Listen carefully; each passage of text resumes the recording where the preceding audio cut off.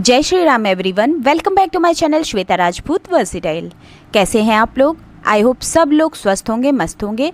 मैं भी भगवान शिव से यही प्रे करूंगी कि सब लोग, सारे सब्सक्राइबर, मेरे प्यारे प्यारे सब्सक्राइबर स्वस्थ हों, मस्त हों। तो गाइज़, आज मैं जो आपको स्टोरी सुनाने जा रही हूँ उस स्टोरी का नाम है पार्वती माता की कांवड़ यात्रा। तो चलिए ध्यान से सुनिएगा। भगवान शिव तपस्या में लीन थे। माता पार्वती जी ने गणेश जी और कार्तिकेय जी को भोजन दिया। माता पार्वती का मन बहुत उदास था। तभी नारद मुनि वहाँ आ जाते हैं। नारद मुनि कहते हैं, नारायण नारायण।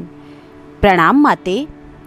पार्वती माता कहती हैं, प्रणाम देवर्षि, आइए भोजन ग्रहण कीजिए।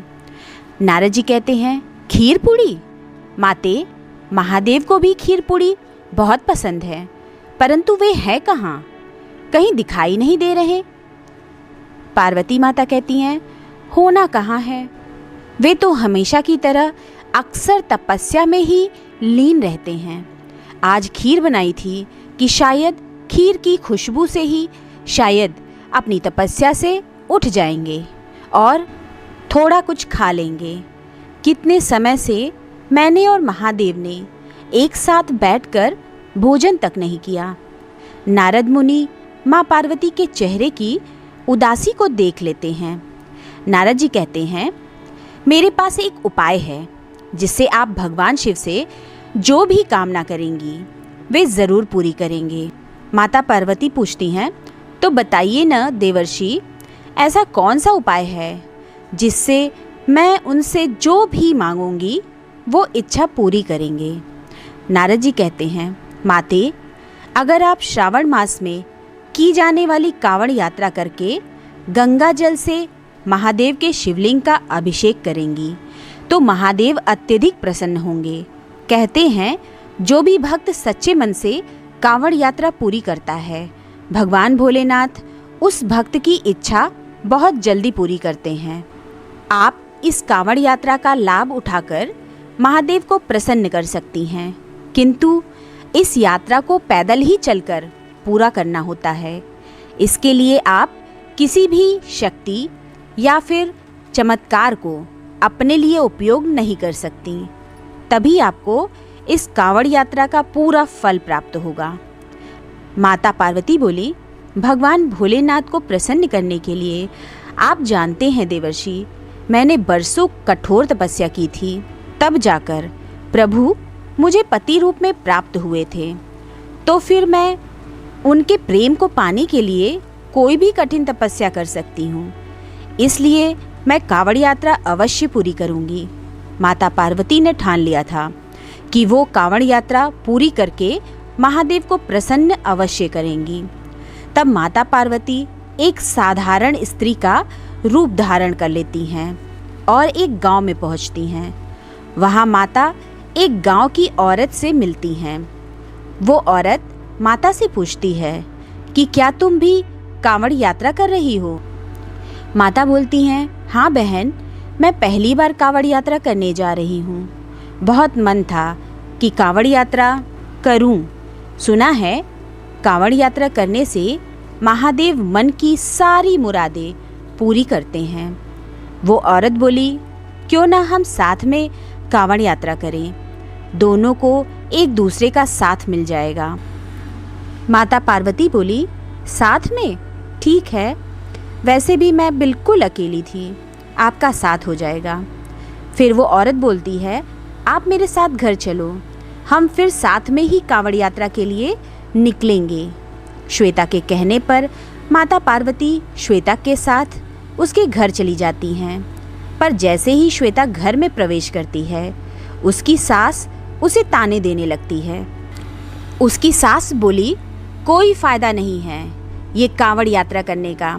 जब इतने सालों से तेरी गोंद सुनी है और सारे हकीम डॉक्टर ये कह चुके हैं कि तू कभी माँ नहीं बन सकती, तो क्यों ये सब फालतू की चीज़ें कर रही है? तभी श्वेता का पति वहाँ आता है और श्वेता से कहता है, माँ ठीक ही तो कह रही है श्वेता, तुम अकेली जाओगी, मैं तो साथ जा नहीं सकता और ना मुझे कहना साथ चलने को। श्वेता बोली, आपको परेशान होने की कोई ज़रूरत नहीं है, मैं इनके साथ जा रही हूँ, ये भी कांवड़ यात्रा के लिए निकली हैं। तभी श्वेता की सास बोलती है, रहने दे राकेश, इसके जो जी में आए करने दे।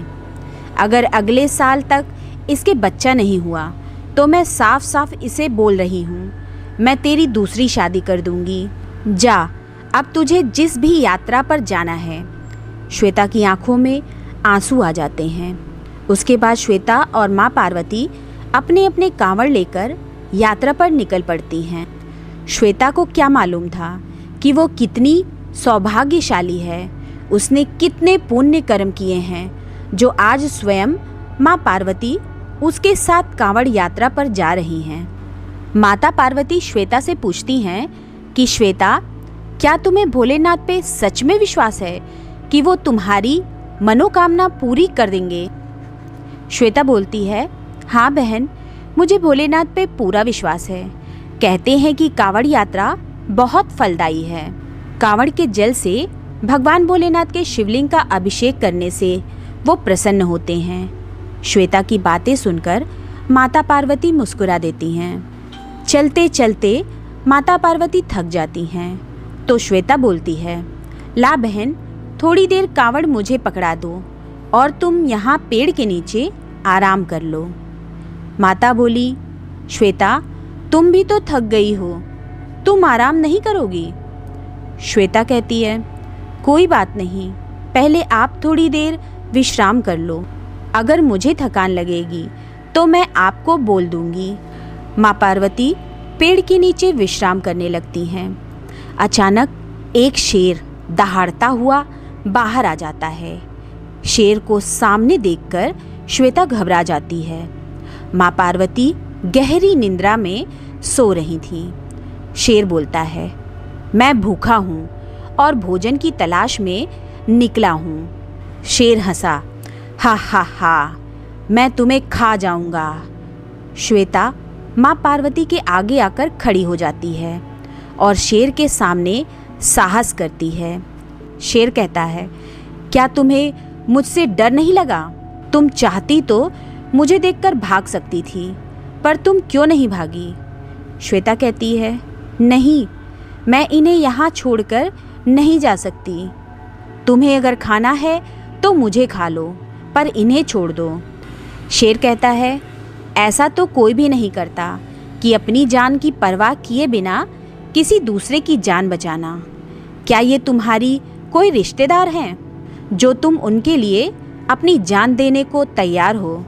श्वेता जवाब देती है, हाँ, इनका मेरे से इंसानियत का रिश्ता है और इस रिश्ते के नाते मैं उनकी जान की रक्षा कर रही हूँ।